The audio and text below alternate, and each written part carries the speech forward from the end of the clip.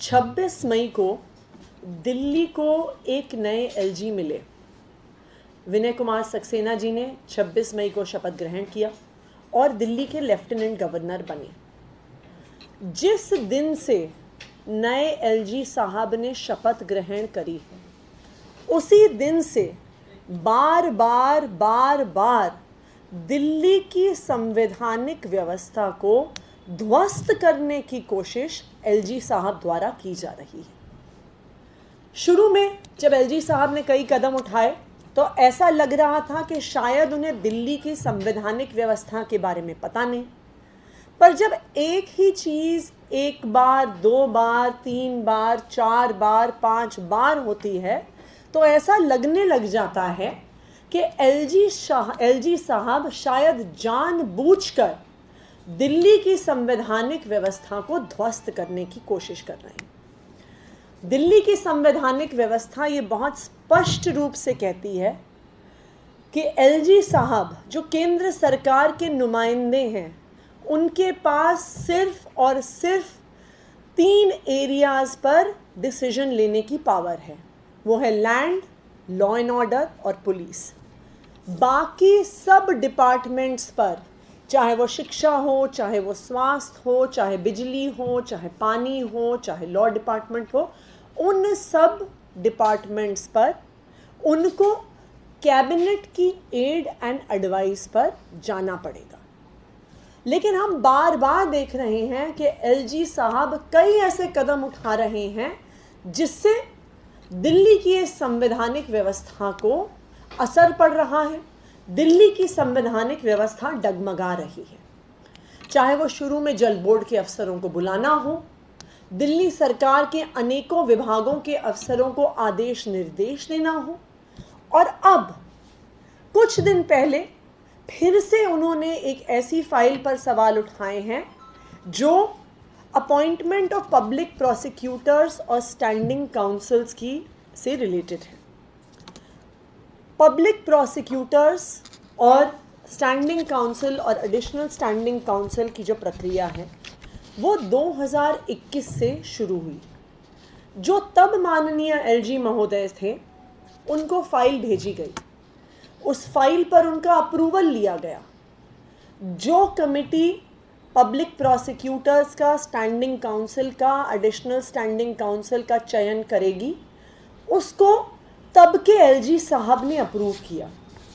जो कमेटी बनी उसमें minister law, principal secretary law, additional secretary law और एडिशनल सेक्रेटरी होम थे। और 24 जून 2021 को तब जो एलजी साहब थे, उन्होंने इस सिलेक्शन कमेटी को अप्रूवल दिया। प्रक्रिया शुरू हुई। 2000 से भी ज़्यादा एप्लीकेशंस इन पोजीशंस के लिए आईं। इन एप्लीकेशंस, जो सारों ने एप्लीकेशंस दी थी, इन सब एप्लीकेंट्स के इंटरव्यू लिए गए इस कमेटी के द्वारा।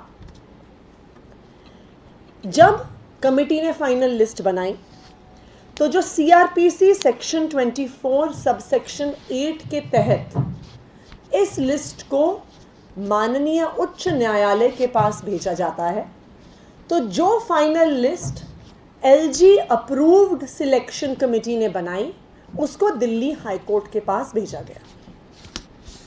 फुल कोर्ट यानी 40 जजों ने 3 बार बैठकर उस लिस्ट को स्क्रूटिनाइज किया। उन्होंने एक 3 मेंबर की कमेटी भी बनाई उस लिस्ट को अच्छे से समझने के लिए, और उन्होंने उसको 4 नामों के अलावा बाकी सारे नाम माननीय उच्च न्यायालय ने और उनके फुल कोर्ट ने अप्रूव किए। वो नाम दिल्ली सरकार के पास वापस आए। लेकिन उसके बाद जब दिल्ली सरकार ने नोटिफिकेशन इशू करने से पहले, जब एलजी साहब को इन्फॉर्म करने के लिए फाइल भेजी, तो अब एलजी साहब ने एक नया पिटारा खोल दिया है और एलजी साहब कह रहे हैं कि मुझे सारे के सारे बायोडेटा भेजो, मैं उन बायोडेटा को देखूंगा और मैं ये डिसाइड करूंगा कि कौन एडिशनल स्टैंडिंग काउंसिल हो सकता है, कौन स्टैंडिंग काउंसिल हो सकता है, कौन पब्लिक प्रोसिक्यूटर हो सकता है। तो जो प्रक्रिया इनसे पिछले एलजी साहब ने जिस पर अपनी मोहर लगाई, जिस प्रक्रिया पर उच्च न्यायालय के 40 जजों ने अपनी मोहर लगाई, आज एलजी साहब ने उस प्रक्रिया को रोक दिया है और कहा है कि जब तक मैं नहीं देखूंगा, जब तक मैं नहीं चुनूंगा, तब तक ये प्रक्रिया आगे नहीं बढ़ सकती है। आज तो ऐसा लगने लग गया है कि शायद हमारे नए एलजी साहब को से दिल्ली की चुनी हुई सरकार से आपत्ति नहीं है।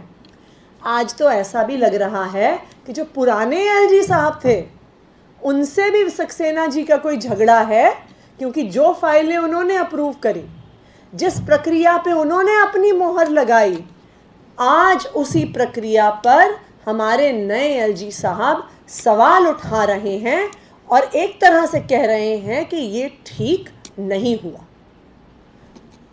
अगर ये वकीलों को अपॉइंट करने की प्रक्रिया को और डिले किया जाता है, इससे नुकसान किसको होता है?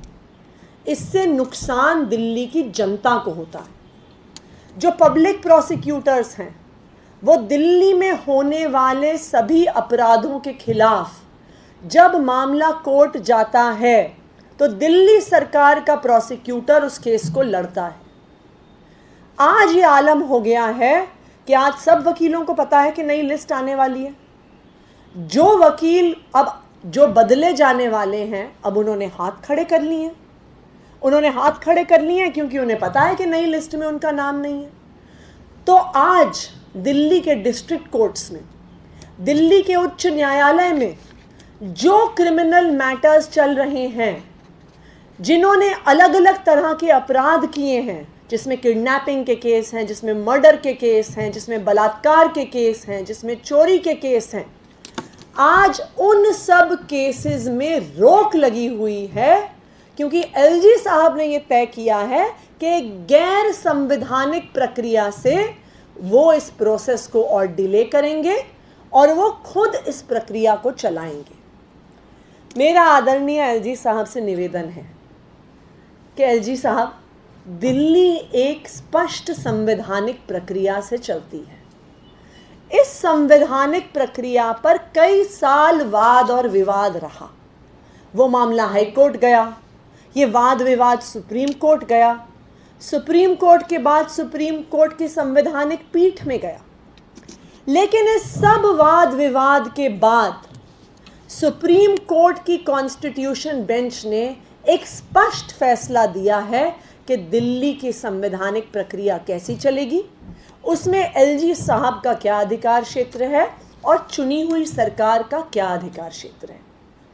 अगर एलजी साहब अपने अधिकार क्षेत्र का उल्लंघन करते हैं, एक चुनी हुई सरकार के अधिकार क्षेत्र में हस्तक्षेप करते हैं, एक चुनी हुई सरकार के निर्णयों को पलटने की कोशिश करते हैं, सीआरपीसी के तहत जो निर्णय हाई कोर्ट को लेना होता है और जिस पे हाई कोर्ट ने अप्रूवल दे दिया, उस निर्णय को पलटने की कोशिश करते हैं, तो दिल्ली में जो पूरी संवैधानिक व्यवस्था है वो चरमरा जाएगी।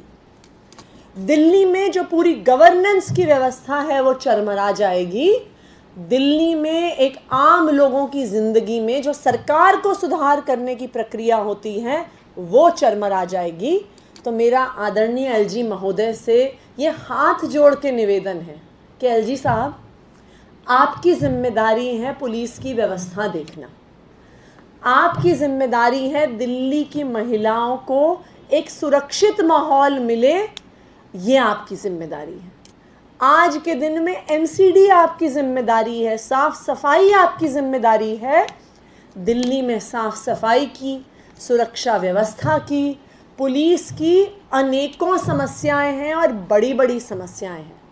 हमारी हाथ जोड़ के आपसे विनती है कि कृपया आप अपने अधिकार क्षेत्र में रहें और उस अधिकार क्षेत्र से जो दिल्ली के लोगों की जुड़ी हुई समस्याएं हैं उन्हें सुलझाएं और दिल्ली की संवैधानिक व्यवस्था को ध्वस्त करने की कोशिश ना करें।